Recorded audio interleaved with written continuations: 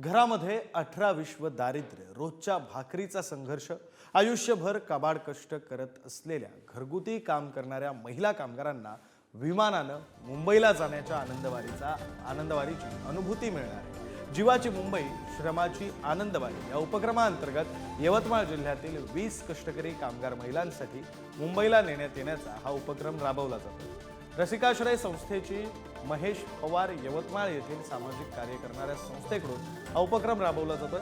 मुंबईत या महिलांना चौपाटीवर घेऊन जाणार आहेत, तसंच अभिनेत्यांशी भेट सुद्धा घडवून आणणार आहे। यापूर्वी या उपक्रमात राजकीय नेत्यांशी त्यांची भेट घडवण्यात आली होती आणि त्याप्रमाणे यंदाही अदिती तटकरे यांच्यासोबत त्यांची भेट होणार आहे।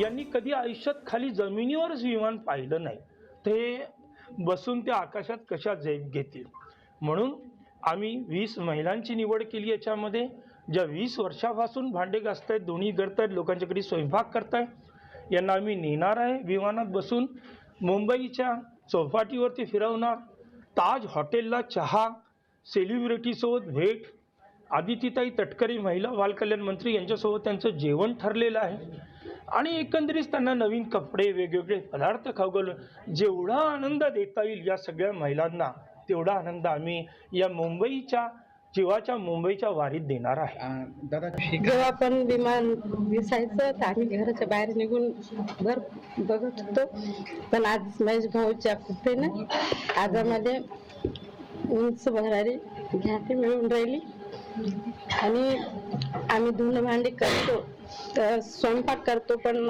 आम्हाला जे इज्जत भेटायची आहे ते आम्हाला इज्जत भेटत नाही।